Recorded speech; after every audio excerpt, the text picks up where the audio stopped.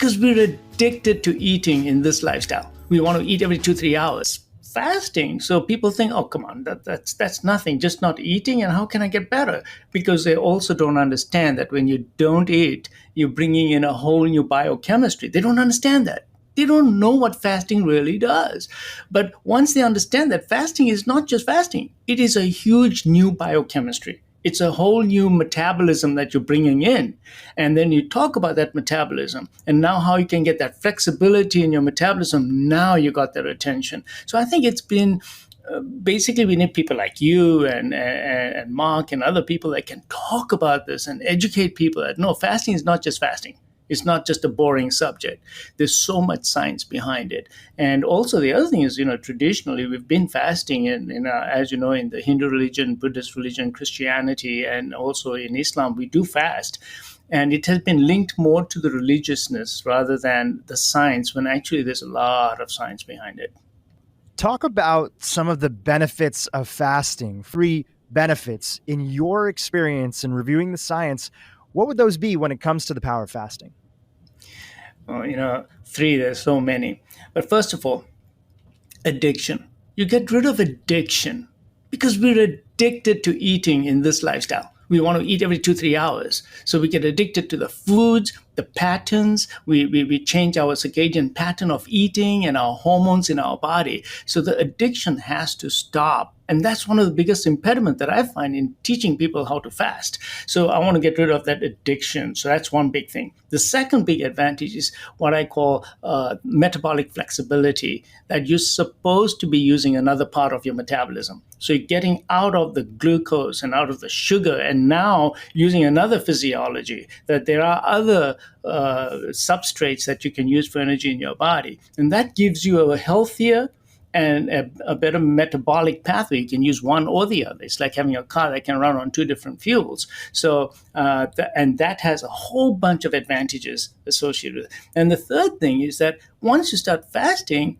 and you start changing your hormonal status, now you get a whole bunch of health benefits: coronary artery disease, strokes, blood pressure, obesity-related diseases such as joint disease, degenerative changes, and even dementia. So you get all these advantages. So it's amazing what fasting can actually do for you. And when we look back at the history of it, we say, why didn't we do this before? Why didn't we? And I can't think of any area that there's more information on than this basic idea of why do we get fat, so to speak, right? I think there's still a little bit of a misunderstanding in terms of this calorie model and what is known as the hormonal model that's tied into insulin. So can you break that down for the audience that's listening? Yeah.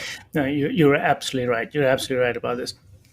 You see, the problem is calories, the old calorie theory was that the more calories in, the more you're going to gain weight. And if you don't burn the calories, you're going to gain weight. And we know now from numerous studies that that's absolutely not true. What it is the hormonal model. So you're absolutely right about the hormonal model. Now, what we're eating and how often we're eating is changing us from a hormonal standpoint. So you're a hormonally modified human being now. You're no longer the same human being from 4 generations ago.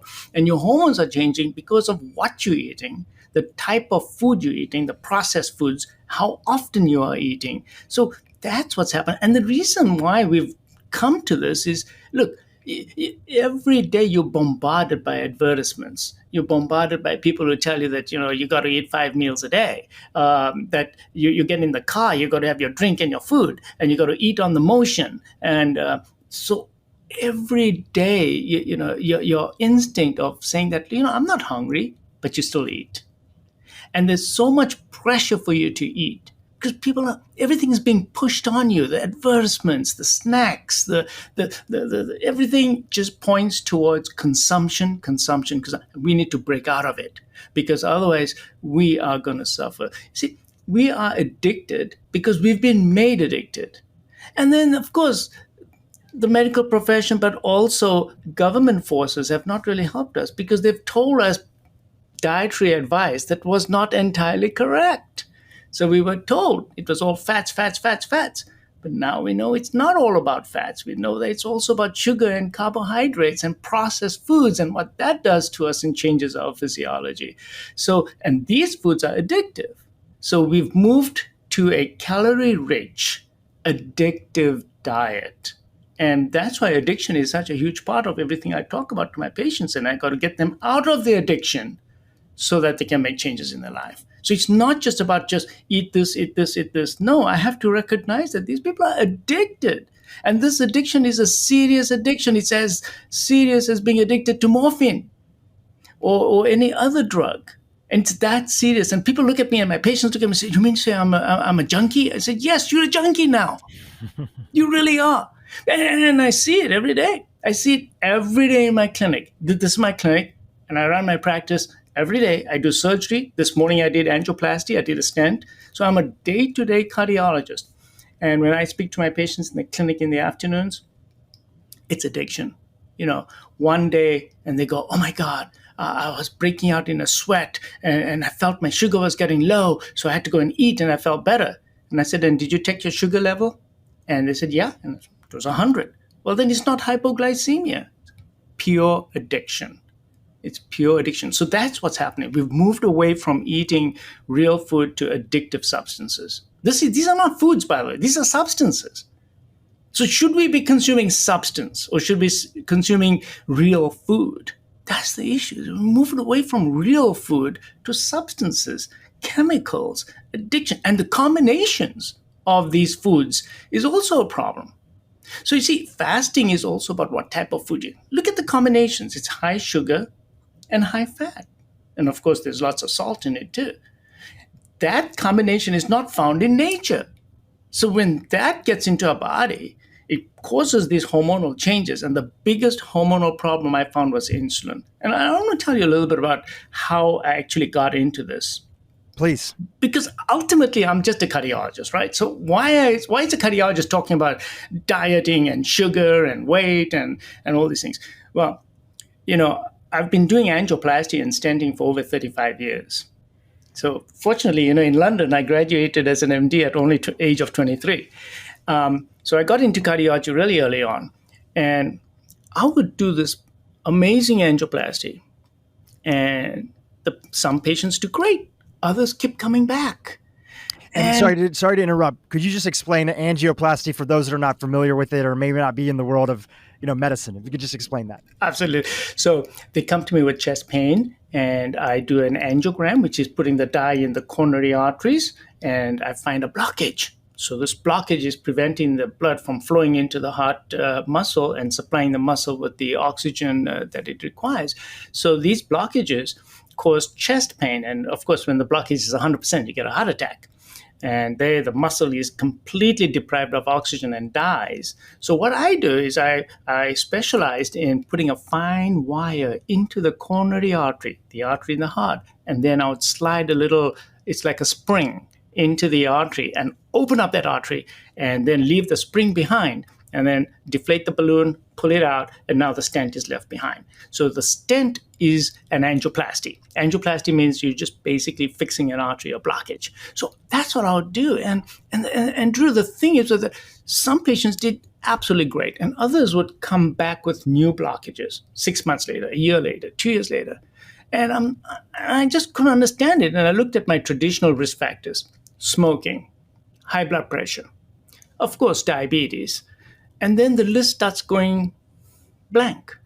And I said, there must be more things that are causing this. And then that got me really curious. And then what happened is that I would have patients having heart attacks or angina, and then I would look at their risk factors and they don't have any. And I said, no, can't be. Why does this patient have hardening of the arteries? So then, this was about 20 years ago, I did a study here in my office where I took 100 patients in whom I did an angioplasty. And I said, how many of these people have diabetes? And I found that roughly a third of them had diabetes.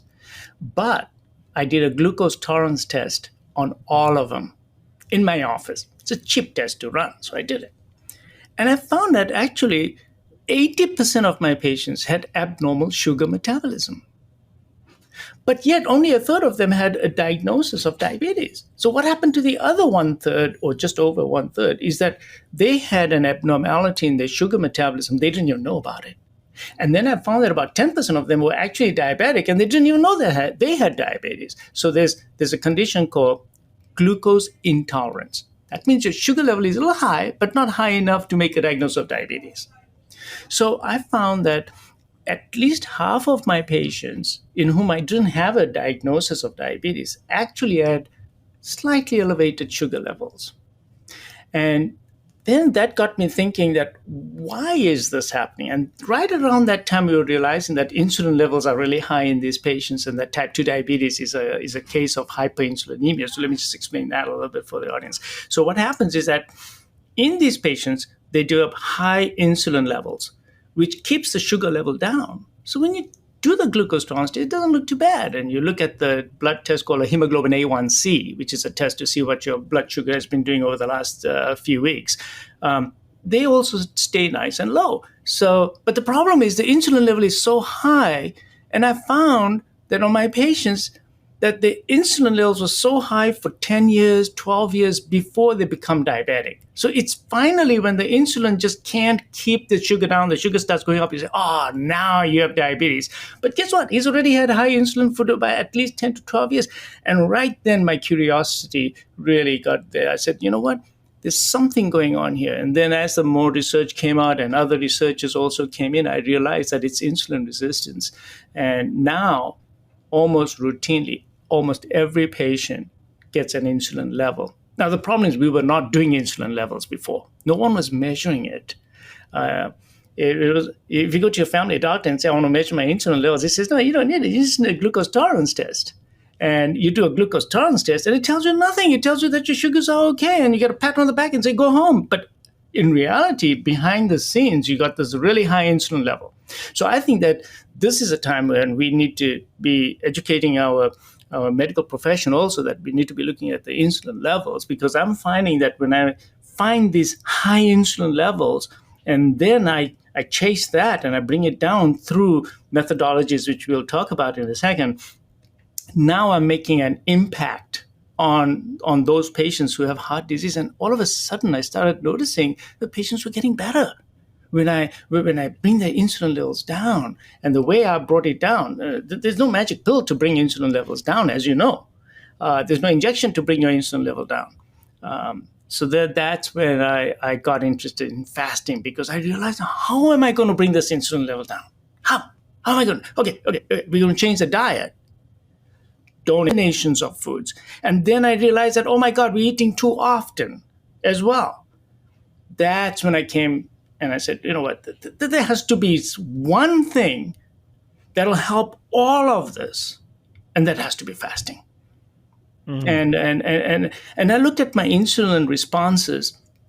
It was fascinating that if you don't eat all day long and then have only one meal, you're going to make less insulin for that one meal than had you eaten that same meal after having had 2 previous meals that day.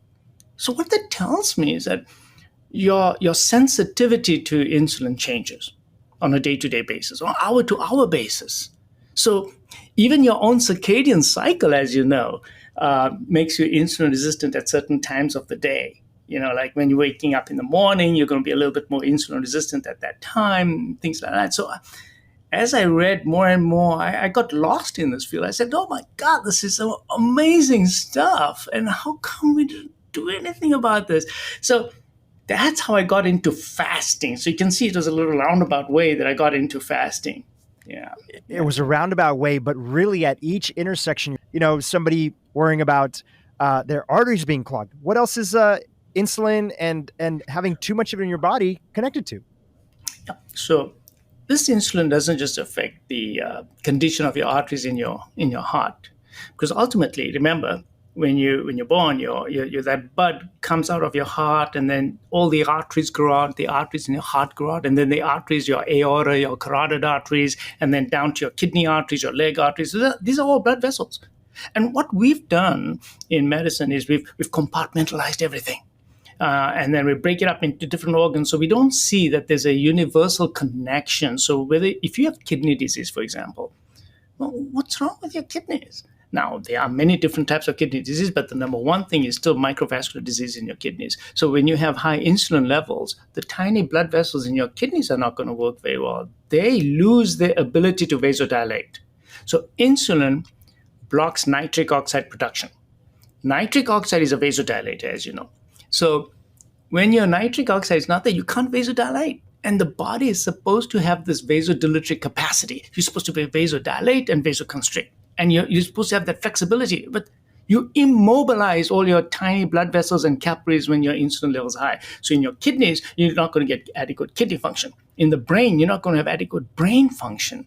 You're going to develop major arteries will also clog up your carotids, your peripheral vascular disease. So insulin affects every organ because every organ has blood supply, and you are as old as your blood supply. I mean, William Osler said that, right? You're as old as your arteries. So the manifestations of high insulin are widespread. So I'll give you an example. Some of my older patients coming in and say, I'm getting a little demented, I'm getting very forgetful, and the spouse will say the same thing, and I will find hyperinsulinemia.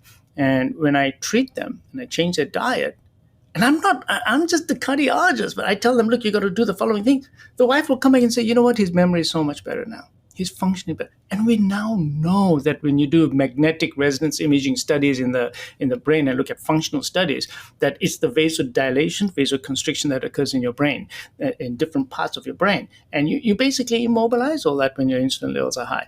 And insulin is a growth factor. That's something else that people know. So how does it cause hardening of the arteries? Well, the walls of your arteries have smooth muscles. Okay, that's why they can vasoconstrict and vasodilate. And what insulin does is that it causes that smooth muscle proliferation. So it causes it to thicken. So the walls of the arteries become thicker as well. So it's a growth factor. It also causes left ventricular hypertrophy. Big word. Basically, the heart muscle gets, all muscles get a little fat when you put the patient on insulin or you have high insulin levels. So it's a growth factor. Growth factors also affect cancer and cancerous cells in the body. So a growth factor is something you want when you need it, but when you have an inappropriately high insulin level, you don't want those growth factors to be there. So take blood pressure. Now, Drew, I'm going to tell you something about blood pressure. Okay, I've been dealing with blood pressure since the day I graduated from school, and I was told that hypertension is essential.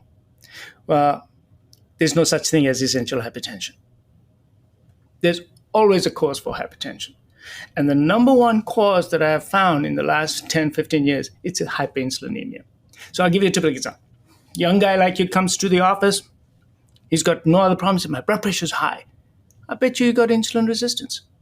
And I measure his insulin levels, this guy high. Bring his insulin levels down, his blood pressure. So now he says, well, my doctor told me I have to be on blood pressure medications forever. I was one of those doctors. That you have to be on blood pressure medicines forever. You can't come off this, you got hypertension. And I have realized that that's absolutely not true. If you find a patient who has essential hypertension, I now look for hyperinsulinemia. And invariably, I do find it, bring it down through dietary changes and lifestyle changes, and the blood pressures go away. And I've done that to hundreds and hundreds of patients in my office. So insulin causes hypertension because I just told you, vasoconstriction, and it doesn't allow your blood vessels to dilate appropriately, and that causes hypertension. So when you look at metabolic syndrome, part of it is hypertension. And this is how it works. It's all because of hyperinsulinemia. So it causes hypertension. It causes hardening of the arteries in all your organs, and then you're going to feel the symptoms of that organ, whether it's your brain, your kidney, or your heart, or even your peripheral vasculature, or even endothelial dysfunction causing erectile dysfunction.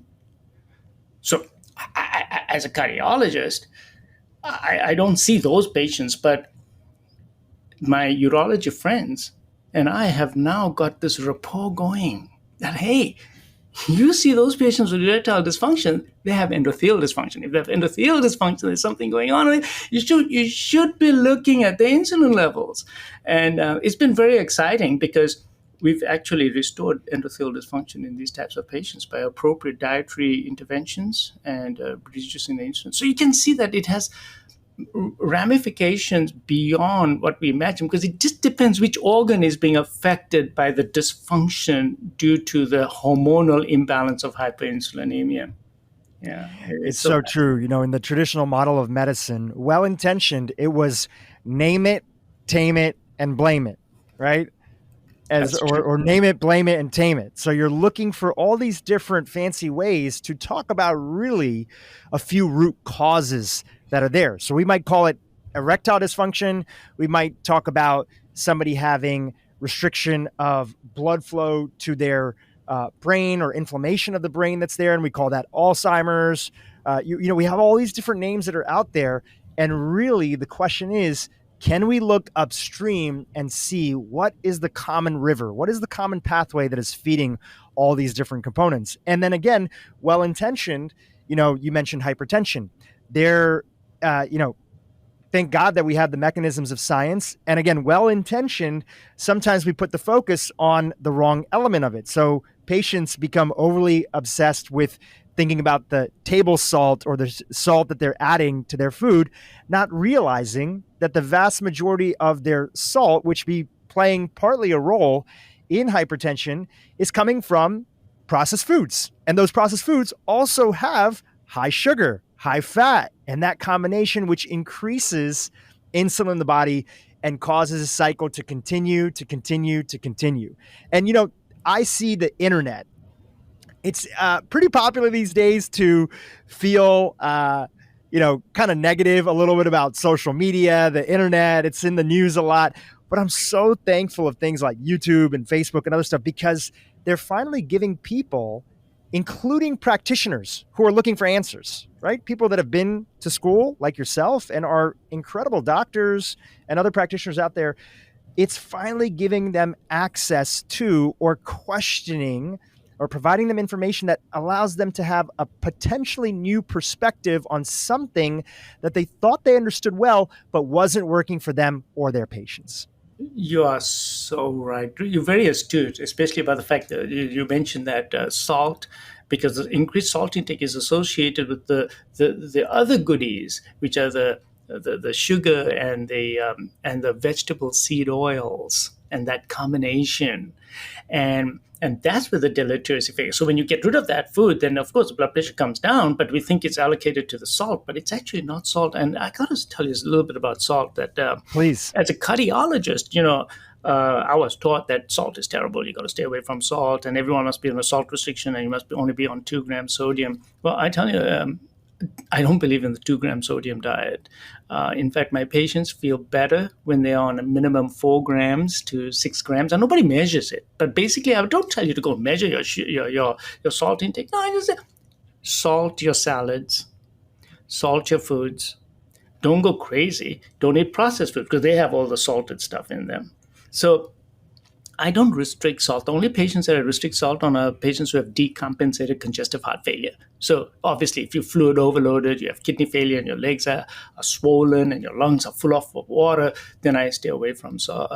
But otherwise, I don't restrict my salt on my patients. In fact, the studies do even show that if you do restrict the salt, you get more what we call neurohormonal activation, because you're really getting, the body is sensing that there's salt deprivation, so that it causes those neurohormonal changes that causes further vasoconstriction, and actually can worsen blood pressure. And the neurohormonal activation is not very healthy for you, if multiple ways, not only just blood vessels, but your platelets and the reactivity and and I mean, we can talk about the angiotensin receptors as well, and how they all get affected. And it's a fascinating subject. So I don't restrict salt. So but the restriction should be on the processed foods and those Yes, that's combinations. where it's coming from in our diets anyway. If we pay attention to that and get all the benefits of reducing processed foods in our life, I mean, it's so amazing. There was a study that came out a few years ago. We'll link to it in the show notes for everybody to see, that processed foods, ultra processed foods. So we have processed foods and we have ultra processed foods. So all the ultra packaged foods that are out there that are in the store aisle, which are making even, that are addictive, as you've mentioned, they're extremely addictive, and it's very difficult for us to stop. And they're being engineered by scientists who are essentially addiction specialists. It's how do we get people to keep on eating these foods so that we have a greater share of the stomach. But the study was saying that ultra processed foods are responsible for approximately 11 million deaths worldwide every single year are directly connected to ultra processed foods in our diet. And you mentioned one of them, which you and I have a shared background, ancestral. Our families are from Gujarat. We were both born in Africa. That was a beautiful thing to find out about yourself. Yourself in Zimbabwe, myself in Kenya. If you've been to India, when you drive around, one of the things that you mentioned earlier, you see billboards for it everywhere, and that is vegetable oil. You see it all over India. There's all these billboards for different types of vegetable oil, canola oil, peanut oil, this oil. And it's that this oil is heart healthy. There's always a little heart emoji, little symbol next to us. Help us understand how this classification of highly processed seed oils may not actually be what the marketing is trying to say that it is. Drew, you're so observant. You're so observant. But you see, they got that sign because it's cholesterol free. So because it's cholesterol free, they got the green card to say that, hey, this is heart healthy. And that all came about, again, because of us in the medical profession. We allowed this myth that vascular disease, cardiovascular disease, is caused by cholesterol. Which is still pretty widely, accepted by a lot of people, even though it's been disproven. Now, there is no doubt that there's a component here, but it gets a little complicated, and we can talk about LDL and oxidized LDL and why you get small dense LDL, and that is predictive for cardiovascular disease, but not just your totals. And you can have large. Let me explain a little bit about the LDL particles, and then I'm going to talk about vegetable seed oils. So we vilified fats and LDL. And this was wrong. First of all, when Eisenhower had his heart attack, as you know, we had to find a cause for this heart attack. So then everyone jumped onto fats, and then we had Ansel Keys that came along with his studies, and his studies were not very accurate, but then everyone jumped onto that bandwagon, and this caused the McGovern party to then come up with the recommendations that we need to get off fats and start eating more carbs instead. And we, the people who are so good, actually followed their advice. And we have a 55% reduction in meat intake, and we replaced it all with carbs. And what happened? Blood pressures went up, and heart attack went up, stroke rates went up, degenerative disease went up. We got sicker and sicker and sicker metabolically. And we blamed cholesterol. So anything that then came out saying this is cholesterol free got a green card. Oh yeah, this is great stuff. And that's how vegetable oils got onto the scene, that, hey, butter is no good. Saturated fats are actually no good. Now, these polyunsaturated fats, so there's two types of fats, right? There's saturated fats. Actually, there's three. There's saturated fats, which are found naturally in meats and chicken and in some plants. And then you have your polyunsaturated fats, and then you have your trans fats. Now, polyunsaturated fats are what's found in vegetable seed oils. And they were touted as being heart healthy. But as time went on, more and more studies showed that actually that is not true, because that's omega-6 and omega-9. Those two components of your vegetable seed oils are actually very pro-inflammatory. So they cause inflammation in the body. And that makes sense because they're polyunsaturated. So there's double bonds that can interact with things. So when you have a saturated fat, there's no bonds to interact. Unsaturated fats have bonds that can interact, so they can be oxidized as well, and they can attach themselves to other molecules in the body and the plasma lemma, the lining around each cell. So the polyunsaturated fats are actually pro-inflammatory. And that's exactly what happened in India, that we moved away from consuming saturated fats in the form of ghee, which is clarified butter, and we all moved over to vegetable seed oils. And with it, we saw an epidemic of coronary artery disease in younger and younger people. So We need For more a studies. society that traditionally didn't really have a lot of that in their in their lineage and background. Oh, absolutely true. Yeah, I was flabbergasted because you're right. Our great grandparents did not have coronary artery disease, and people say that, oh well, they didn't know they didn't have it. No, no, no, no. Autopsies were done, diagnostic studies were done. They did not have coronary artery disease to the extent that we have today, and every time a young South Asian walks into my office, I go, oh my God, there it is again. I mean, it's terrible. 38, 35, they're already coming in with heart disease. And when I look at them, I find two things wrong with them, Drew. Number one, they're consuming a lot of vegetable seed oils. I measure the linoleic acid levels in the blood, and it's sky high. So before, the upper limit used to be 20. Then we found that the population has a higher level, so we moved it up to 30 and said now 30 is normal.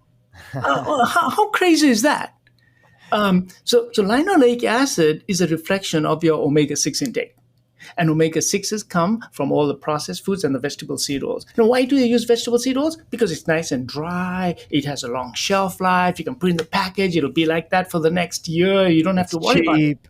It's cheap. Yes, absolutely. So everyone started using vegetable seed oils. So the linoleic acid levels are really, really high. And then these fats are pro-inflammatory, and that causes further inflammation in our body. And I found that the LDL particles, they become small and dense versus large fluffy particles. So many times patients will come to my office and they do the advanced lipid panel, which is a blood test that we do on some patients. And I'll find that they have a pattern B. That means they have small, dense LDL particles. And they're doing everything right. And I said, now what's the final thing I can do for you? And I tell them, you know what? Cut out all the vegetable seed oils and start consuming some saturated fats. And they look at me with their wide eyes saying, "Would you tell me to eat saturated fats?" And I said, "Yes, just start putting some butter instead of other things, other vegetable oils." And they'll come back and they'll find that the panel improved 6 months later. They now have a pattern A, large, fluffy LDL particles, less inflammation. The blood markers that I do also are improved. So generally speaking, vegetable seed oils should be discouraged. And in India, particularly, they advertise that as an alternative, a better form. They call it vegetable ghee, which is a Right. very misleading. And so I tell all my friends, families, patients, stay away from vegetable seed oils and go back to consuming ghee when you are cooking. And it's much, much healthier for you. You get more absorption of all the vitamins A, D, E, K. It has a higher burning point when you're cooking with it. It's not going to produce trans fats the way the vegetable seed oils produce trans. Look. You know how we take our foods and it's left over and we put it in the fridge and the next day we take it out again and we reheat it again or we put it in the microwave. You're just generating trans fats if you've cooked with vegetable seed oils. So you've produced your trans fats as well. This is a very, very bad habit. And traditionally, we never did that back home in India. Our ancestors never. We would cook each meal separately. We never reheat the meals. And reheating food that has been cooked with vegetable seed oils is extremely deleterious. And the moment my patients stop doing all that, I see the results. I see the blood test. They also do better. They have less event rates, but I see it in the blood reports. I see benefits. Vegetable seed oils, absolutely no. So a lot of them worry about things like olive oil.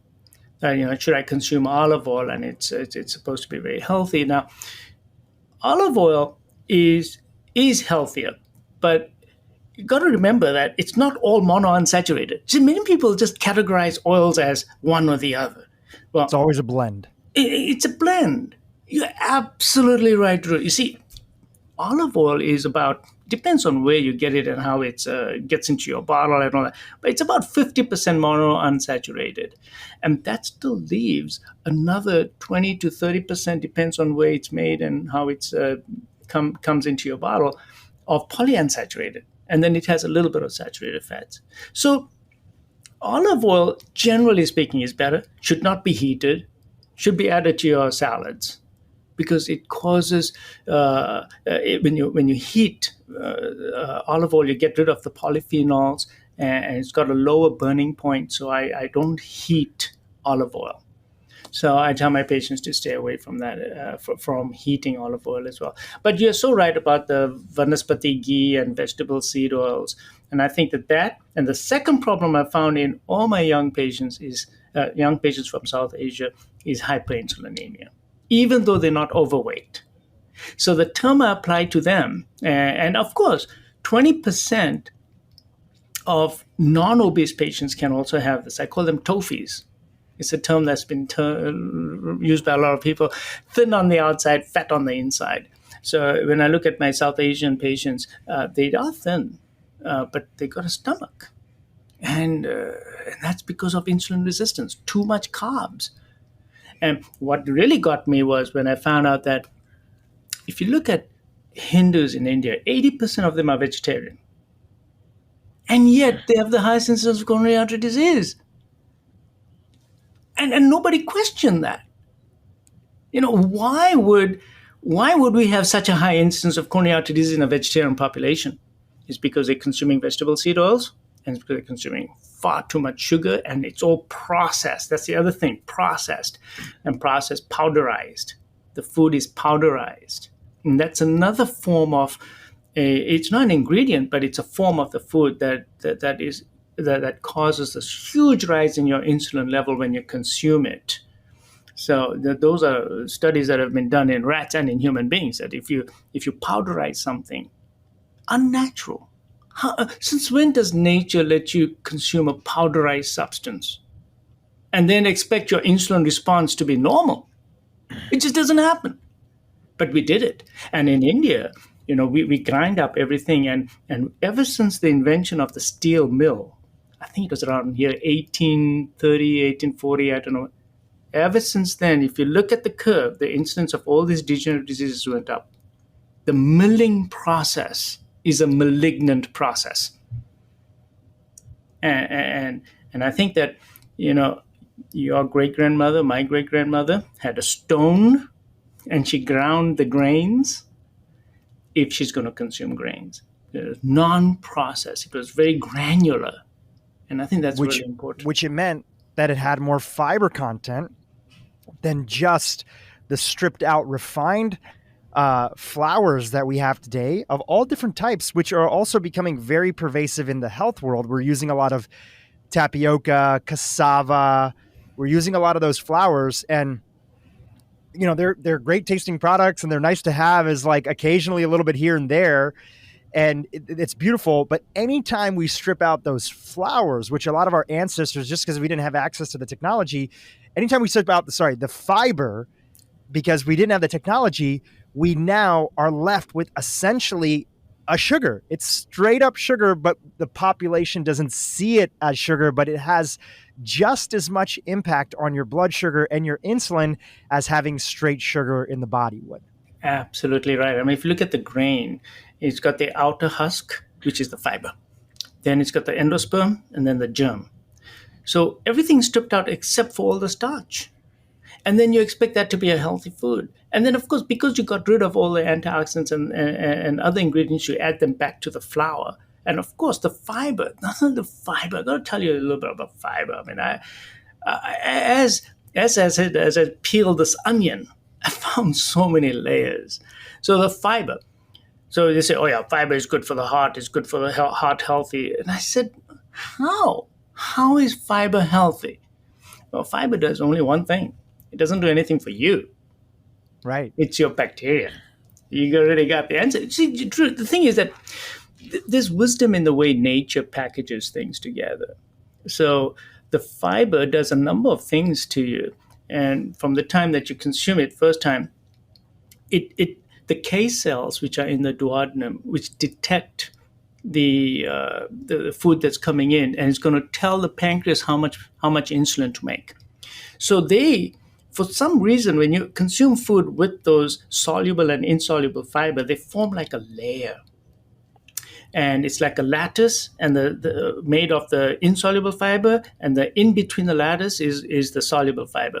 And the insulin response you're going to get is a much attenuated response, much smaller response if the food is containing fiber.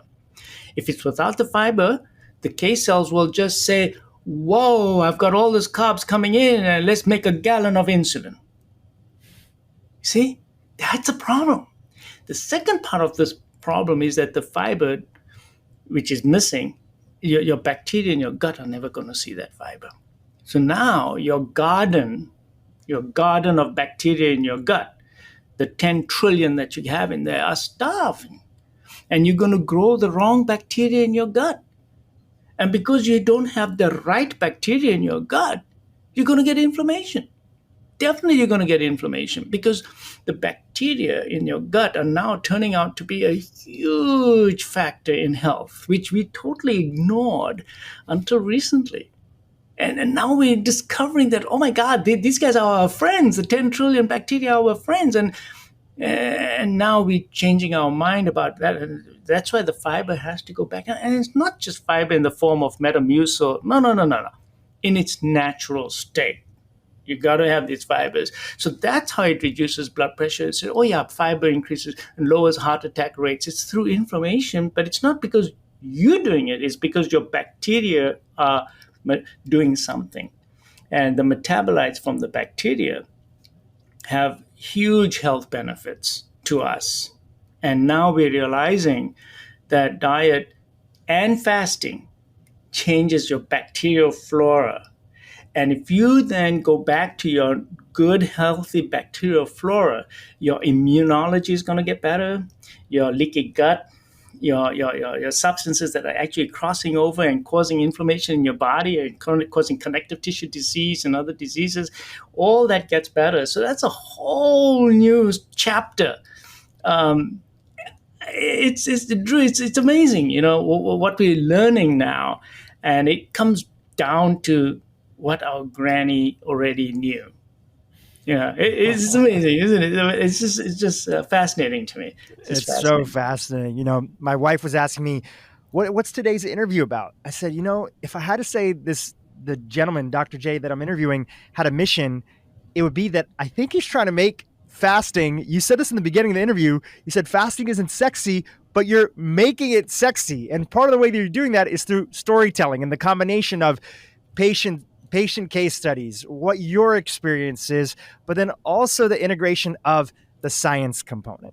So let's talk about that. Since you took us full circle, which was beautiful, by the way, this is why I always tell guests, and I don't know if you know, but originally when I reached out to your team, I was like, we would really, really love like an hour and a half of his time. I know it's long. And they were like, he can give you like 40 minutes. I was like, no, I promise we'll do it justice. Like we'll make it a good interview because we're 48 minutes in and we just have the basics that are there. It took that much time to set the foundation and to come back to what started off the conversation. So let's come back to that in terms of fasting. You said, I believe it was one of the talks, it was like, there is no drug out there on the planet that can do the same thing that this not doing of something, not eating, can do in our body. So talk about some of the science that's out there that you came across that really helped you connect the dots and in addition to your own experience with your patients and seeing the improvements with their health. Talk about some of the studies or some of the general research that's out there that really helped you connect the dots around fasting. Yeah. So when you're not consuming calories, right? When you're not consuming calories, the insulin levels obviously drop because insulin only is produced when you're taking in calories. So your insulin level drop.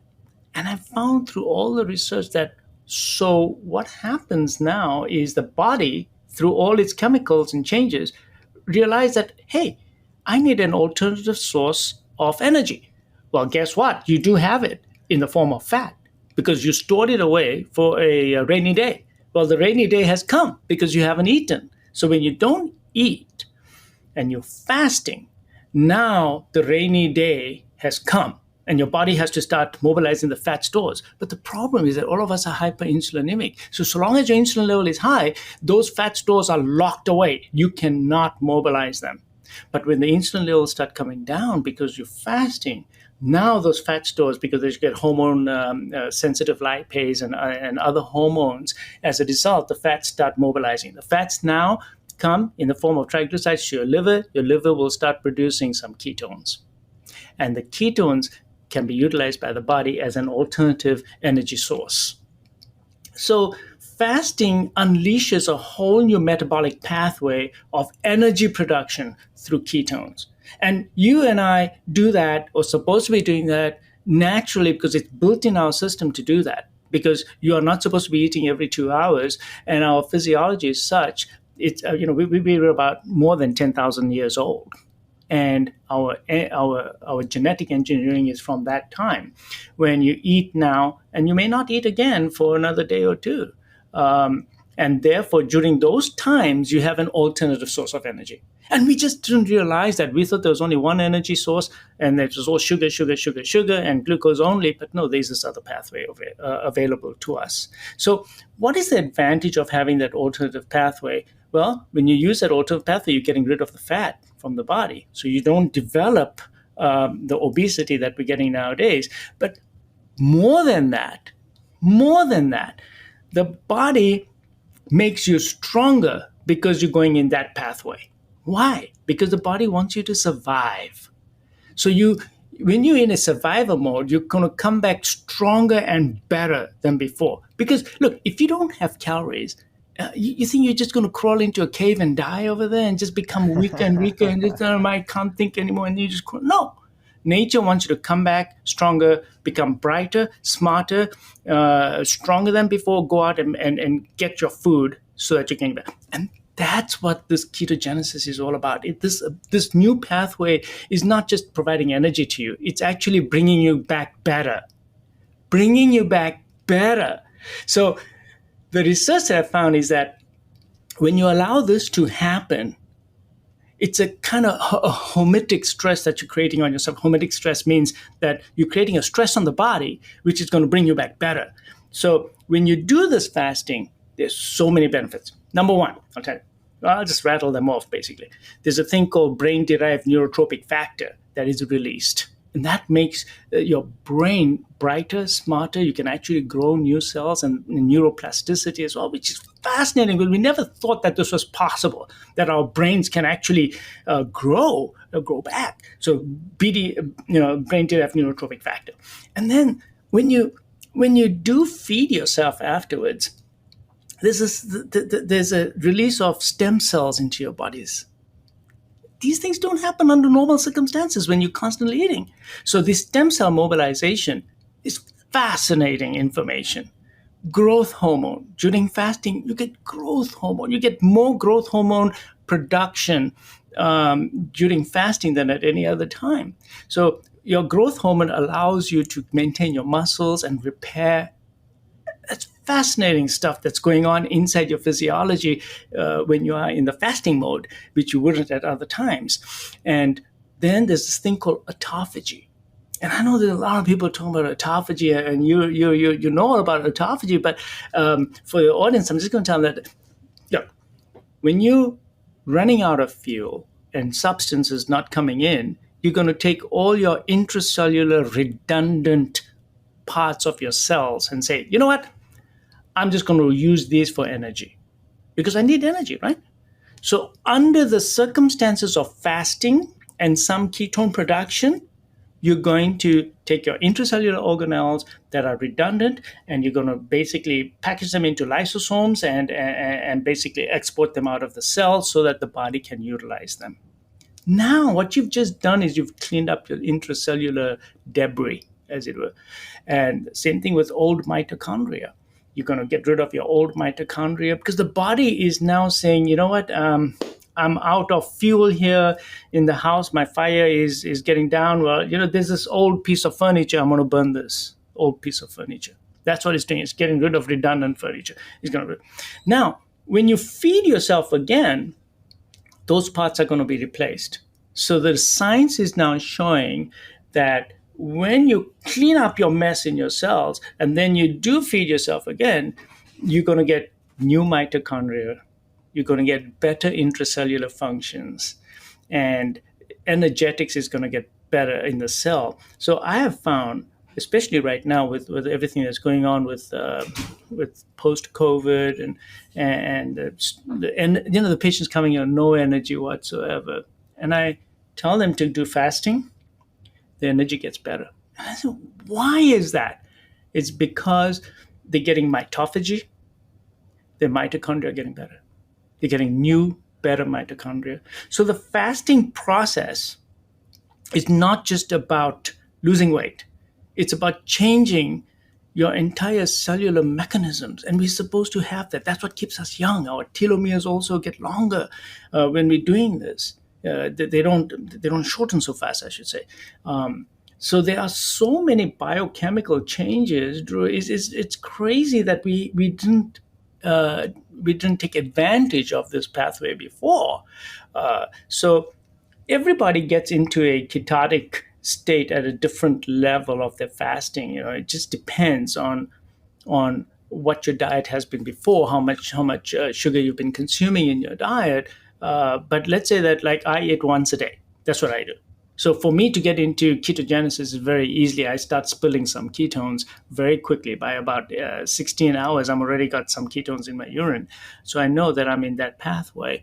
Others may take them a little bit longer, but then slowly it becomes shorter and shorter and shorter. So you start producing some. So what I'm saying is that you need this metabolic flexibility to become healthier, and to heal some of the bad things that have happened as a result of our lifestyle and diet.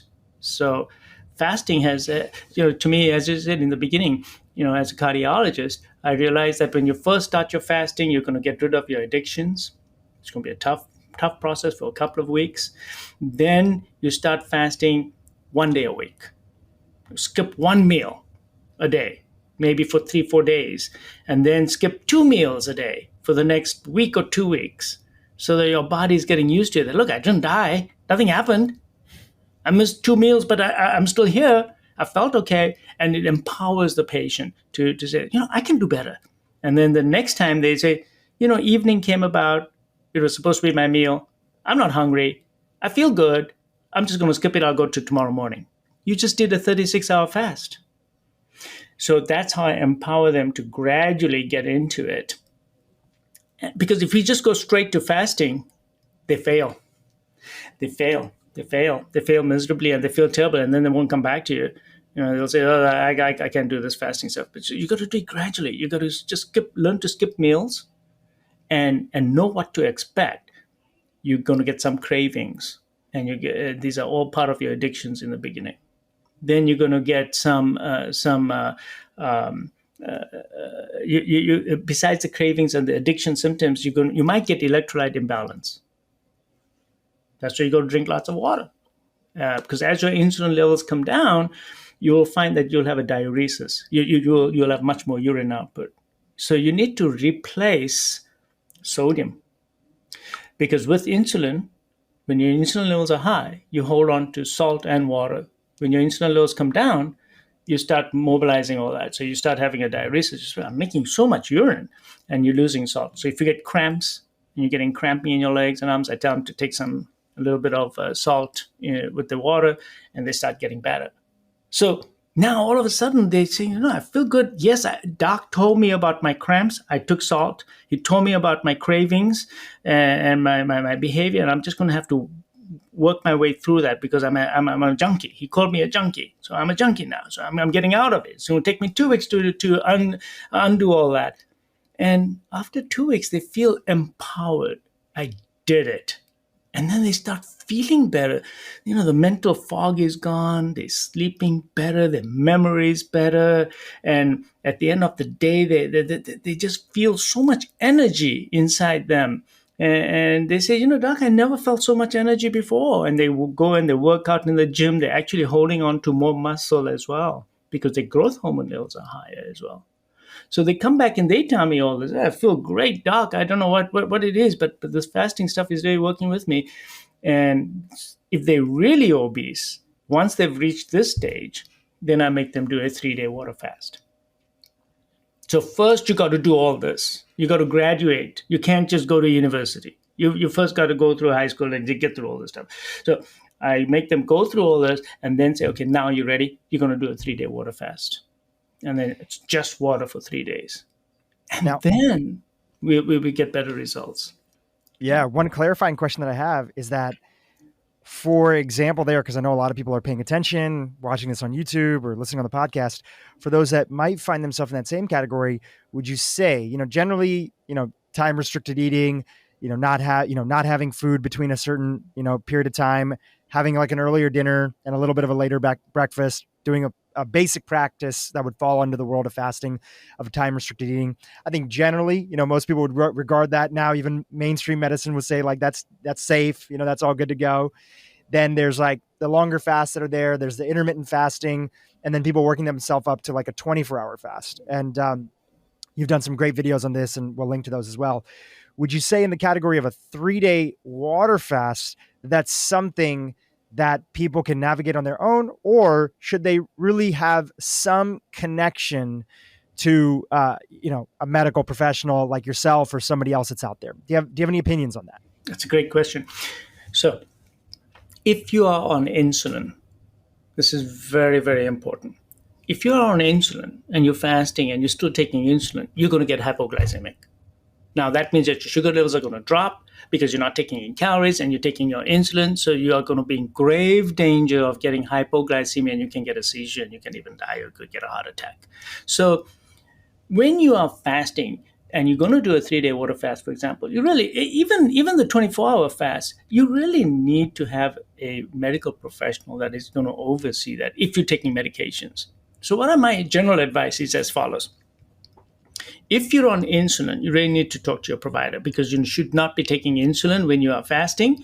And even when you do the 24-hour fasts, you need to cut back on the amount of insulin. So what I tell my patients typically is that the long-acting insulin you can stay on, but the short-acting insulin that you're taking for meals, you shouldn't have, because you still need your background insulin. But the goal here is to get you off insulin. So I'll tell you right now, I've taken about 150 patients off insulin in the last few years. So they've come to me on tons of insulin. So I think that when you're fasting, you do need medical supervision if you're a diabetic and you're taking insulin. Now, if you're taking oral agents for diabetes, for example, then what should you do with those on the days that you're fasting? You shouldn't take them. You shouldn't take them if you're fasting for 24 hours or more. So on the 3-day water fast, I tell them don't take it. But they can take all the other medications. So they may be on medications for cholesterol or gout or anything else. Fine, you can stay on those medications, but nothing that's going to lower your blood sugar. So you got to be a little cognizant of that. And then same thing for blood pressure medications. You will notice that your blood pressure goes down when you are fasting. So watch your blood pressure. So what I typically do is two things. I tell all my patients, get a blood pressure cuff. You need to monitor your blood pressures on the days that you're fasting or starting this whole program. Number two, if you're on insulin or if you're a diabetic, you should get continuous glucose monitoring, the device that you put on your hand. I think that's amazing, because that'll empower you to know that your symptoms you're having right now are not due to low blood sugars, and you can basically be confident that you're not hurting yourself, and you get more confidence. And yes, the sugar may go up because you didn't take your insulin shot. So it goes up from, let's say, 150 to 200 or 250. That's not going to bother me that much, because that temporary increase in your blood glucose level is not going to harm you that much, because it's temporary, and then it'll come right back down again. So if you look at the effects of glycation due to high sugars, that effect, that detrimental effect on your proteins through the glycation end products, is not as deleterious as having that high insulin level and inflammation in your body. So I kind of let the sugar run a little bit higher and make sure that they don't become hypoglycemic, because that's the problem. So when you are starting this program and you start skipping meals, it's a little bit easier without supervision. But once you start getting a little serious and you're only eating once a day or doing a fast more than 24 hours, I think you really need to have a doctor or somebody who knows a little bit about this involved in your case. And that's kind of hard these days because a lot of people are still not on board with this fasting issue. But it's a great question. I think that generally speaking, you do. Now, I tell you, I got a patient that came to see me from South Florida, and he was on his 83rd day of fasting. Only water. 83 days. Drew, I looked at this guy and he looked amazing and he felt amazing. And he didn't have all that skin, all over his face and under his arms and everything else. So, and that's because when you do this type of fasting, you lose weight, it's mostly fat, but also your skin shrinks. So it's a different type of weight loss than when you're losing weight by eating 5 small meals a day and doing caloric restriction. I've definitely seen a difference in the way the patients present. But this guy was 83 days, and I was shocked. I said, "This is amazing." And so I have a blood lab. Immediately did his electrolytes in the office, normal. Wow. CBC, normal. Are you on any medications now? No, I was on diabetes medications. I was on blood pressure medications. So he's on nothing. The guy looked amazing. So he weighed 385 pounds. He was down to 230 pounds. So I said, okay, so according to the scale, I want you to come down to about 190. I think that'll be the perfect weight for you. And he just called me. He broke his fast. So I told him to take some bone broth and broke his fast gently. And he's doing wonderful. Now, he's not going to go back to eating 5 times a day or 3 times a day. He knows what to eat, how to eat, and he's going to start eating only once a day. And he says that I'm happy doing that. So here's a guy who came off all his medications. But I think that people are looking for help, and where are you going to find these practitioners? It is a bit of a problem, Drew, right now. There's more and more that are coming out each day. A lot of younger people who are into like working out or CrossFit. Like my brother-in-law, he's a cardiologist at Kaiser in San Diego.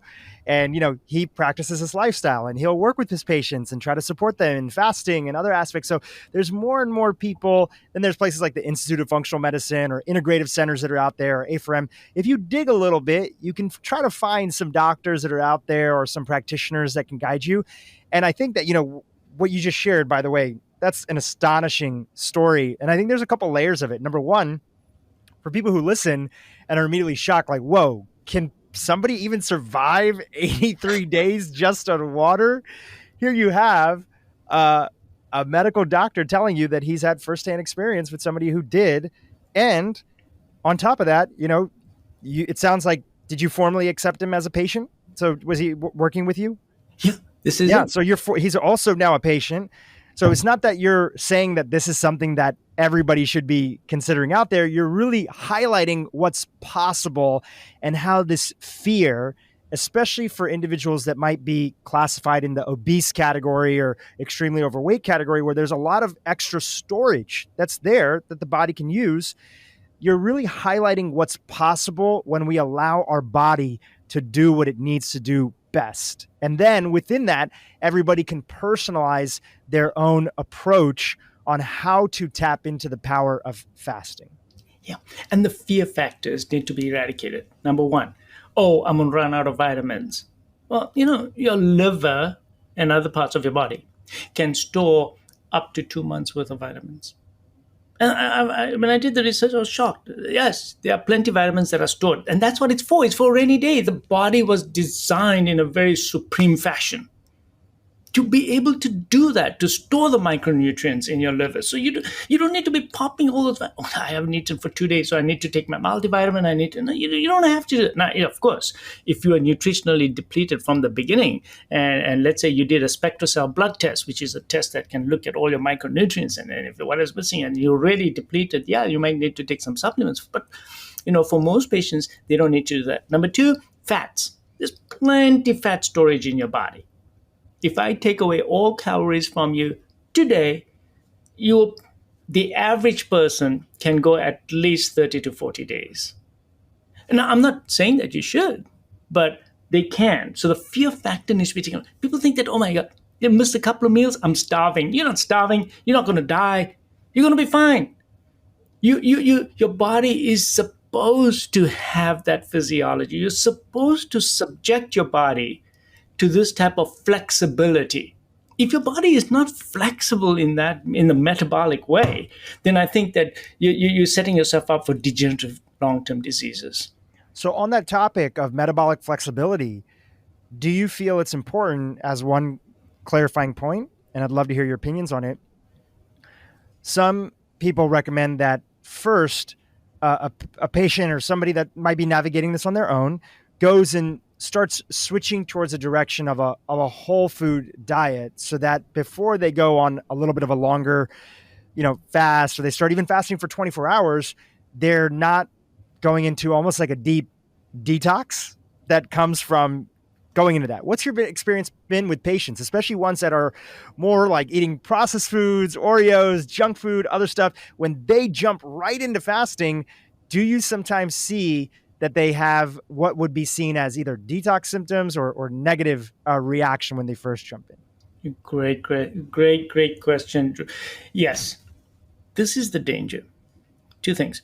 One is they are truly addicted to this. And there's two forms of addiction that I've discovered with these patients. Well, not me discovered it, but through experience.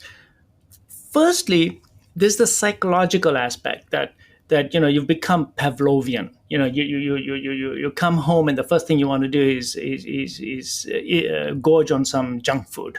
Okay, it's a Pavlovian. It's that house. It's that kitchen. It's that sofa. It's sometimes getting into your car that you dig for something.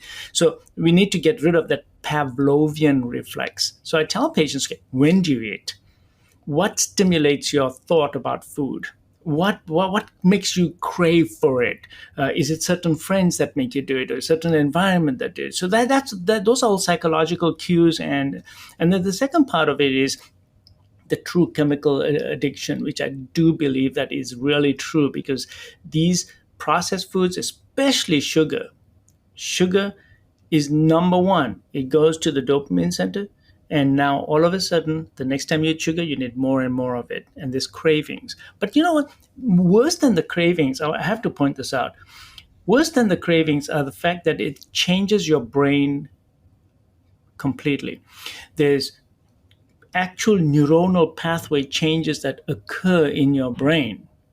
So when you are eating all those Oreos all the time, you've already got those pathways built into your brain, where the rostral pathways from your dopamine center and limbic system, which go to your frontal cortex, they downregulated. Now, what does that mean? That means that when you're addicted to that type of food, you can't think straight about that food. That means you've become a little dumber about the intelligence of your diet and your control over your diet, because it wants to continue to be addicted. So you don't get so smart about it, okay? Because if you get smart, you're going to not be an addict anymore. So it makes your frontal lobe go down in its function. And then it goes to the hippocampus. So there's connections that go to the hippocampus that actually make you remember that wonderful feeling that you had when you ate five really bad processed food items in a matter of 1 hour. So you get that. You got to break all these down. So yes, you're absolutely right. To break those neuronal pathways and the habit pathways, you got to bring in this slowly. So I do discuss with my patients, how far are they along the path of this processed food addiction, and what is the consumption. I mean, today it's really sad that almost 57% of all the calories that they're consuming these days are coming from processed or ultra processed foods. So you got to bring that number down. So changing the content of the diet first before we even introduce fasting. I think you're very right. You got to change what they're eating first. Because if you just go straight into dieting, they will get a lot of withdrawal symptoms. And then, as I said, they're going to be so dismayed and feel so bad, they'll fall off the bandwagon. They'll never come back again. So do make the change. You got to give them alternative foods. You got to show them that these foods are the ones that are non-addictive foods, that you got to get on, which is basically whole foods, real food. If it looks like that in nature, eat it. If it's going to go bad, eat it.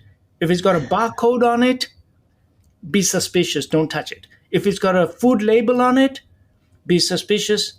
Try not to read it or eat it. Just get rid of it. So just go for real food. So people come to me and say, you're a cardiologist, so I became a vegetarian and I don't eat meat anymore. And I was one of them that believed that meat, hey, this is bad stuff. I'm cardiology, FACC. I realized that the research doesn't support that. So why would red meat be bad for you? It can be. And my association with that, or my interest in that, is that If it's grain-fed cows, they're going to have too much omega-6. That omega-6 is getting into you now. So that beef is not going to have the same concentration of fats of a cow that's eating grass, because that's a grass-fed cow. It'll have more omega-3 and it'll have more saturated fat in it, not the omega-6s. You see, you are what you eat and what that ate. So meat is actually okay, provided it's grass finished, and thereby it doesn't have all that omega-6 in it. Chicken is okay, organic chicken. And if your eggs, organic eggs. I have no problem with these foods because they are whole, they're natural, and when I put my patients on these, I guess what? I get better compliance. Because I know you can go ahead and eat your egg. Have your egg for breakfast. Just get rid of the toast. Just have your 2 eggs for breakfast. Cardiologists saying 2 eggs are fine. Yes, because the cholesterol that's in the eggs is not what's going to raise your cholesterol level. Your cholesterol is what you're making mostly in your liver. So this type of education, they feel better about it and say, Doc, let me eat eggs. He lets me eat beef. He lets me eat chicken. Yeah, but I tell him it's got to be the right stuff. And then, of course, with it, you got to have your vegetables with it. So you got to make these changes in the diet so they're eating better quality food, better classes of food in the whole state with everything, just the way nature made it. If it's like that in nature, consume it. If it went to a factory and got changed, get rid of it. That's the bottom line. It's the bottom line, and sometimes the simplest answers still take. It's an uphill battle against the entire way that society is organized around food and pleasure, and as you've mentioned, addiction. So I want to say, for anybody who's listening that is hearing this and is nodding their head along as they're listening or watching this, especially with you, Dr. J, working with patients, that there is so much past baggage that people have to let go of. Sometimes that's even trauma. Sometimes that's all sorts of different components as to, even though it's a simple answer, we know you're fighting an uphill battle. And for everybody who's listening that feels that they should be further along than they are, you're doing the best you can. And yes, there might still be changes that you want to make, and be gentle in the process, but keep on at it because you're headed in the right direction. Yeah. Again, you are so far ahead of everyone because you understand that your eating behavior is also affected by what else is going on in your life. So if you have a job that's extremely stressful, you've had a lot of crises going on in your life, then at that point, I'm going to tell you, okay, you got to do this, and the other. It's going to be very difficult for you to do it. So when you look at dietary changes and behavioral changes in eating, you also got to look at the totality of the patient's life. How much stress is going on in his or her life? What kind of job? But now you're digging even more layers on that onion. You see what I'm saying? So you got to. It's so deep. It's a lifestyle. So you got to say to yourself, okay, Dr. J is not just talking to me about when to eat, how to eat, and what to eat. It's also talking to me about, am I happy? Am I peaceful? Do I have purpose? Do I have connection? Am I depressed? Because all these factors are also going to affect not only your eating habit, but also your general health. Let me give you an example. We look at the attributable risk of, let's say, hypertension or cholesterol to coronary artery disease. But have you looked at the attributable risk of things like depression? It's far worse. So if you're depressed, you're a sitting duck to have a heart attack. And nobody talks about that. They say, okay, let's look at your risk factors, or sit on your tummy if you're depressed. You fill this form up and tell you if you're depressed. And nobody's got time to. Your own family doctor doesn't have time to do that.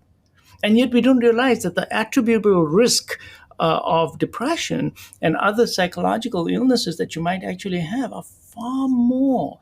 Do you feel connected? What's your understanding of your standing in society in general, or do you feel that you're at the bottom? Do you feel that you have confidence that you can talk with? All these things affect your physiology. So diet is one big part of it, but all these other things are so important. And I got to tell you about this one study because this will really raise your curiosity on how I got involved with this. This was a study that was done at Johns Hopkins. They took medical students and obviously paid them for the experiment. You put an arterial line in the radial artery, and they were drawing out blood and putting it through a machine that measures your platelet reactivity. Okay, right? So they can tell moment to moment, because it's done through light, as to whether the platelets are aggregating or not. So platelets, as you know, are those tiny little particles that make your blood clot, make your blood sticky, which you don't want, because you want your arteries to be free flowing. So what happened is that they gave them a test while they're doing this, and they flip through the page, they answer the questions, and the platelets are happy. And then they turn the page, and now you got a question that on a subject that you were never taught. These kids go crazy now. Oh my God, I don't know the answer. And guess what happened to the platelet reactivity? Changed Wow. instantaneously. Drew, this is so fascinating that and I read the study about 30 years ago, and it stuck with me. But it showed me how your moment to moment, I'm not saying wrong, even moment to moment perception of stress affects your physiology. This is just one example. I've got hundreds of examples I can show you of how your mental state affects your physiology, and how your body reacts on a moment to moment basis, down to even expression of angiotensin 2 receptors in your endothelium and your blood vessels. So whether you're going to actually clot right now or you're going to flow, and the number of receptors that are expressed moment, we say that we have these angiotensin 2 receptors in our cells, right? Yeah? So we think they're fixed. They're not. Three-quarters of them are involuted. They don't express themselves. Now, under certain circumstances, they'll all of a sudden express themselves. And that the stimulus for the expression of those receptors could be dietary, but more so, it can also be psychological, how you feel. And it's amazing to me that 50,000 receptors, now all of a sudden there are 100,000 expressing themselves. So now when the angiotensin comes along, you're going to get a hypertensive blood pressure response. Suddenly your blood pressure goes up. So we have these biochemical pathways, we know about it. But nobody's saying that, okay, fine, let's look at your diet, but also, come on, get a handle on your life. Let's decrease the stress levels. Let's do some meditation. Let's look at the peer group that you're spending time with. Are they supporting you with their habits? There was a study that was an offshoot from the Framingham data, the Framingham Heart Study that was done in Massachusetts, that long longitudinal study. And the study's title was The Spread of Obesity Through Social Networks. And they weren't talking about Facebook and Instagram and that.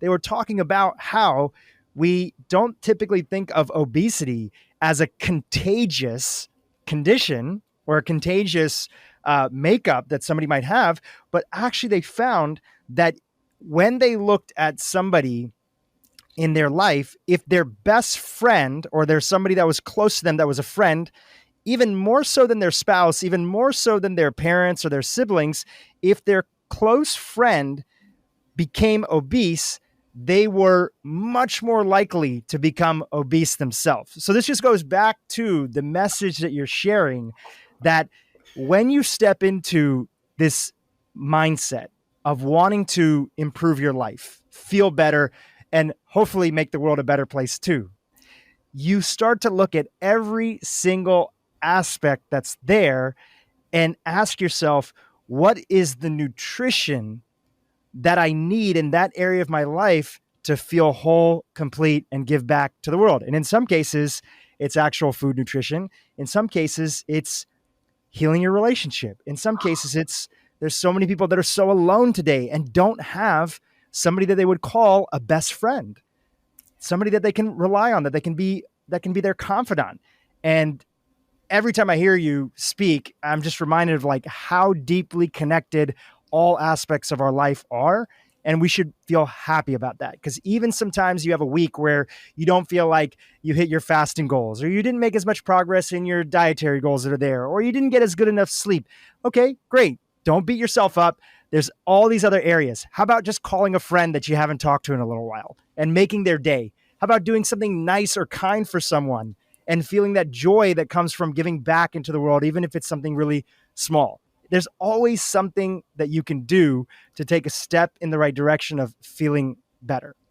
Oh, absolutely. So you see, now you're really talking about a holistic approach to this whole problem of chronic degenerative diseases, of which nutrition fasting is one part of it. But you just hit on so many important points about it's our whole lifestyle. You know, the number of visitors that come see a patient after open heart surgery dictates how well that patient's going to recover. I mean, it's ridiculous.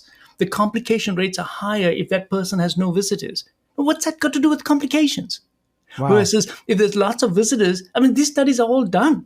The number of visitors after open heart surgery to that dictates whether he's going to get home at day number 9 or whether he'll be discharged at day number 5. What's that got to do with it? So it gets really complicated. But it gets complicated. But then when you sit down and think about it, it makes sense that you feel connected, your platelets are now pacified, your endothelium is working better, your blood pressure is better, your physiology. Your physiology is dictated by the chemicals you put in and the medicines and the food, which is your medicine, but also how you think. Your brain and your whole psyche can also affect your entire physiology. So it's not just fasting. I mean, you can't be unhappy and fast. I mean, I think that's very bad. And you mentioned something about the contagiousness of this. This is definitely because behavior is contagious. That's why when you're trying to fast, you got to stay away from those enablers that enable you to break your fast and go back and fall off the bandwagon because your best buddy says, "Oh, come on, man, no, we're gonna go for a drink and we're gonna have some chips and etc. etc. etc." That's one thing, and the other thing is bacterial flora. So it's amazing that your bacterial flora can dictate a lot of your physiology too. And I'm just digging into all this now, and I'm sure you're aware that you can do fecal transplants from an obese person to a thin person and vice versa, and you can actually change physiology. And this data is just coming out, and it's fascinating. But again, I tell my patients, look, that may be true. Just take care of your own flora. Feed them the right things. Give your gut a break. Let the bacteria flourish, the good ones, because the bad bugs have a short half-life. That means if you don't eat for 6 to 8 hours, you've knocked off some of the bad bacteria in your gut. So the good ones are the ones that are going to stay behind, and they're going to be your resident population. So I said, feed them the right thing, eat according to our program over here, and you'll have the right bacteria. Then you won't have to talk about fecal transplants and capsules and all these things that they talk about these days. It's absolutely fascinating stuff.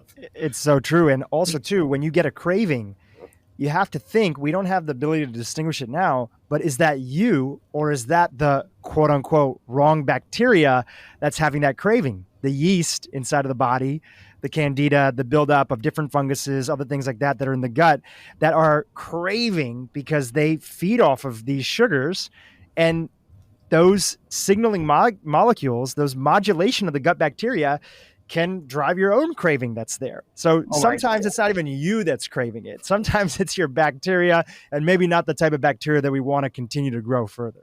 Oh, you are so astute. You hit on that gut brain axis connection, and it's so true. And I just want to leave you with one word about that. That is that almost 50 or 60% of the micronutrients that are floating around in my bloodstream and your bloodstream are not what we ate. It's what the bacteria made and liberated them as a gift to you because you harbored them and you fed them the right stuff, hopefully, and the right kinds are there, and they now float in your body. So if you look at turmeric, which our ancestry uses, and we say, oh, it's an antioxidant and all that. Well, actually, it works in different ways. And similarly, there are many others that actually the bacteria, the polyphenols are taken up by the bacteria, and they utilize those and then release the final chemicals into your body. It's not the polyphenols getting into your bloodstream. So you're eating for yourself, and you got to do the fasting, all this stuff, but you're also eating for your bacteria. And your bacteria in turn are producing tons and tons of chemicals that are then liberated into your bloodstream. So you just hit onto a huge thing right there. And, we can talk about hours and hours about all this wonderful new stuff we're learning. It's just amazing.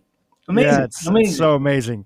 I have a couple more questions, and I want you to just be able to share about your world a little bit and just anything that you want to have. If you had to ask for our audience, to to check out something that you're up to, then I'd love to get to that. So, a selfish question that I'd love to ask you, I wear a continuous glucose monitor, and that's been amazing. I was one of those people that I was always more on the thin side, but I even noticed that uh, even in my college career, growing up vegetarian, everything, I started even as thin as I was and quite skinny at the time because I was vegan. I actually became vegan after that, after being vegetarian. I started to get a little bit of the belly. So I was that tofu. I was that, thin on the outside, fat on the inside, and I had that belly fat. Then I got in the world of functional medicine, other things, tried a bunch of different stuff, started incorporating back in super high quality animal foods into my diet. Completely a game changer, especially I tested my omega 6 to omega 3 ratio using Omega Quant. It's a test that's out there that's pretty popular, no affiliation. And I saw that my omega 6 was really high and my omega 3 was really low. So I started incorporating high quality fish into my diet, salmon, wild caught salmon, other things. And I felt like a completely different person mentally. Like I was turned on. I wasn't clinically depressed before, but I was feeling like I wasn't as sharp and I didn't feel like that luster for life. So that evolved into, as keto became a little bit more popular, I said, you know what, let me try this on. Now I found through my experimentation of keto, and I eating lower sugar, lower carbs in the diet that was there, that I fall into what looked like this smaller classification of people that has loosely been called like lean mass hyper responders. Those are people who their lipids, a lot of people go on a higher saturated fat diet and their lipids improve, like a lot of the patients you worked with. I went on that, even though I wasn't having the sugar and other things, and my markers, my LDL, my NMR profile breakdown of my small dense, they went in the wrong, like in the not the great direction. Have you worked at all with patients like that are in that category that might signal that, generally that type of diet works well for a lot of people and probably most people that are following the Western diet, but there could be either a phenotype or a genotype component where people don't do as well on that diet? Would love to hear any thoughts that you have. So I think you hit on a number of good points over there. Number one is we are very variable in the way we respond to foods as well. So wearing that glucose monitor, you'll notice that somebody else eats that same meal. Their sugar response is different and yours is different. So, and different foods create a different rise in your glucose. So we are all a little bit different. So you need to find your food profile that best suits your glucose rise. So after experimenting with your diet to see which of your foods cause the greatest sugar rise in your bloodstream, you can't then take that and give it to everybody because they may react a little bit differently. So to a certain degree, what you've done is very unique because you've done a unique examination of your own sugars. So we all tend to respond a little bit differently. So I think that that's a very important point. And then the other thing is that your lipids, for example, how they responded. Generally speaking, when I put my patients on a moderate fat, no sugar, moderate protein diet, the LDLs do go up, exactly like yours did. But what I find a little surprising with you is you said you had small dense particles. They go up, but they're usually large fluffy particles. So when your LDL particles become small, this is the take-home message. That means that no matter what you're doing, it may be helping you in other ways, but there may be some inflammation going on. Because when the LDL particle, how does it become small dense?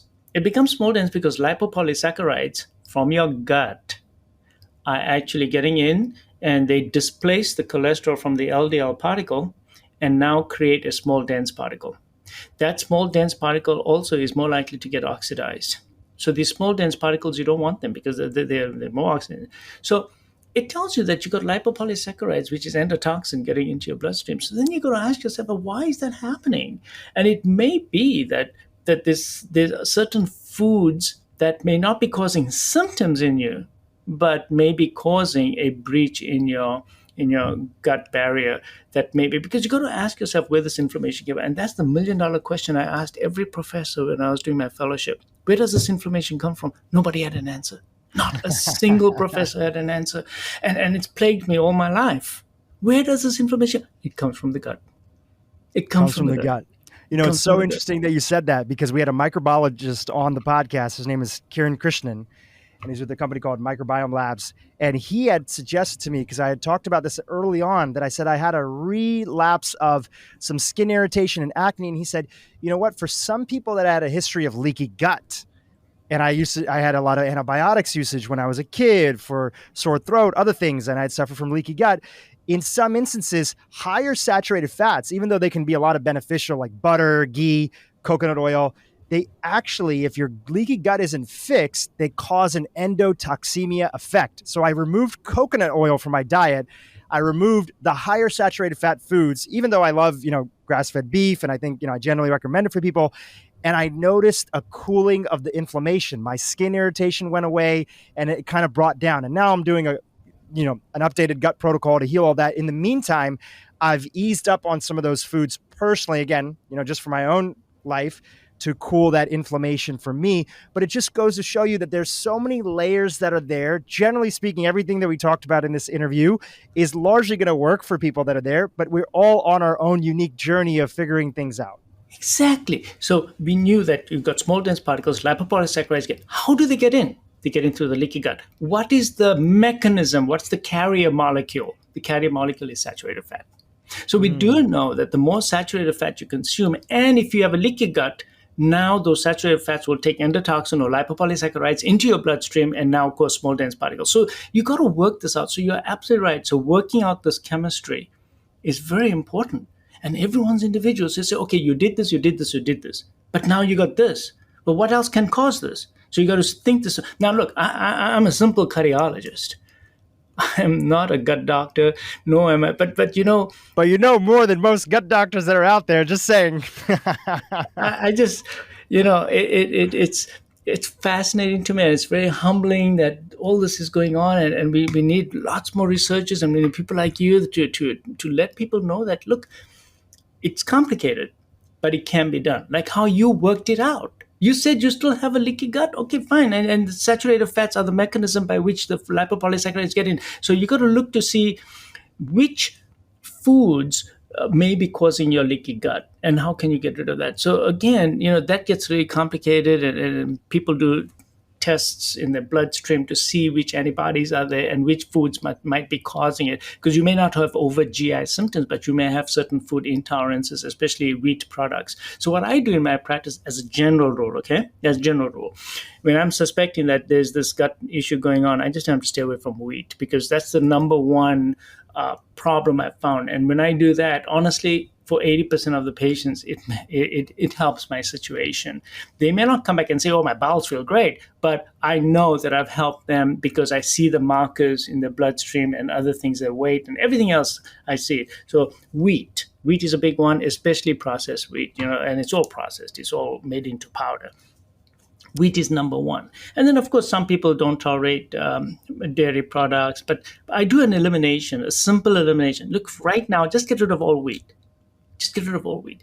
And then if you're going to eat other substances, I do believe that you need to be careful about some lectins because I attempt to soak the food, the lectin-containing foods, and then use a pressure cooker to kill them. So I teach them a little bit about how to eat right. And then I look and see what's happening. So, with a leaky gut, it gets a little complicated, but yeah, an elimination diet before I do blood tests. Because otherwise, there's so many blood tests. It's so true. And even just practicing, because, and there's been a lot of people that have talked about this, even just incorporating fasting. Fasting is one of those mechanisms that supports your body in repairing that gut lining when you take a break. So even taking it full circle, fasting can play a central role in helping you to address that leaky gut in the first place. And we'll link to a few resources that are out there. Dr. J, I want to be honoring of your time. I'm sure you have patients and other stuff and things to get into.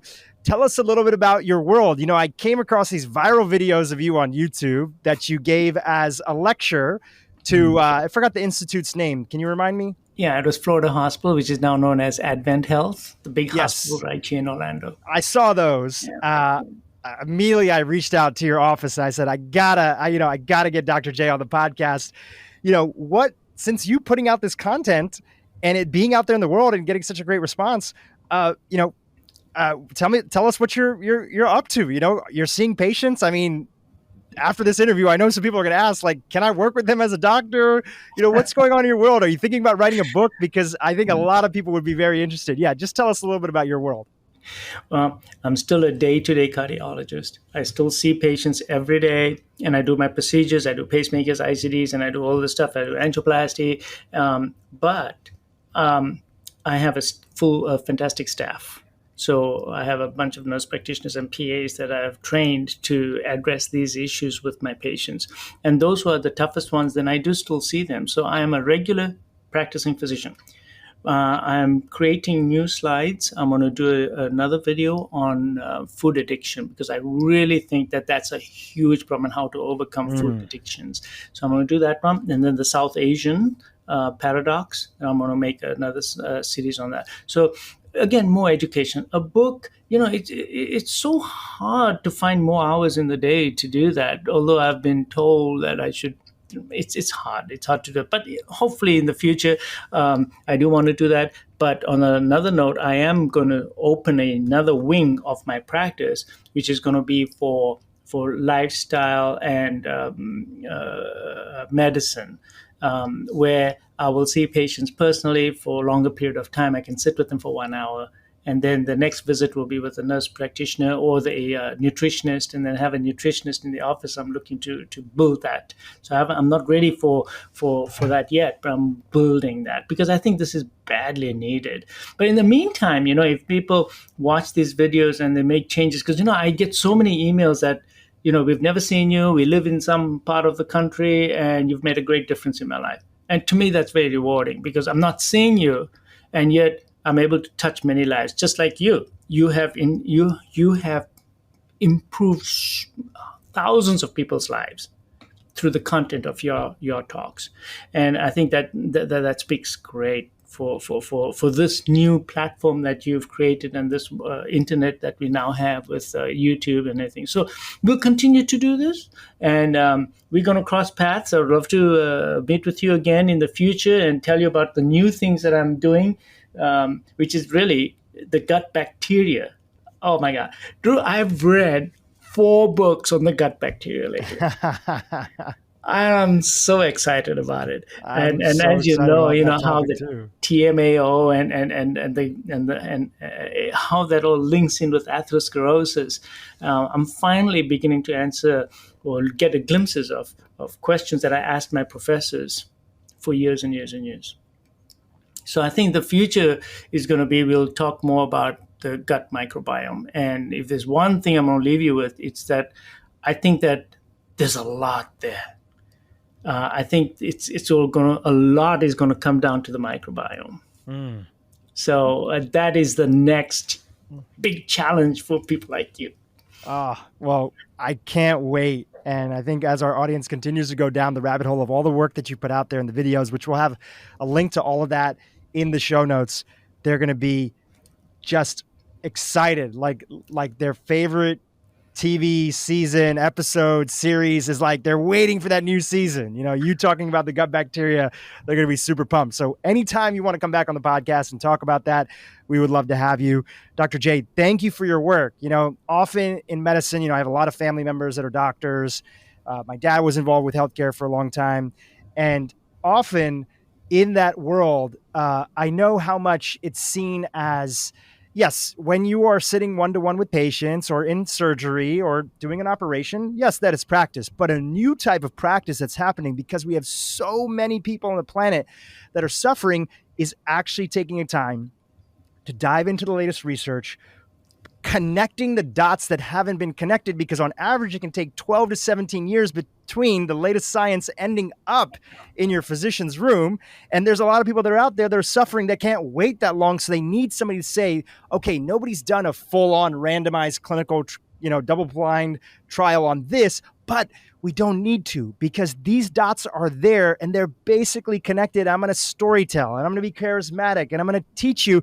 And that is a form of practice. And I just want to say thank you for having the courage to step into that and putting your message out there, because there was people that don't have the means, don't have the ability to travel, don't have the ability to come and see you in person, and yet their lives are better off because they're seeing your work. And for that, I applaud you and I honor you. Drew, it's been my pleasure, and I look forward to our next meeting. Wonderful. Thank you. Thank you.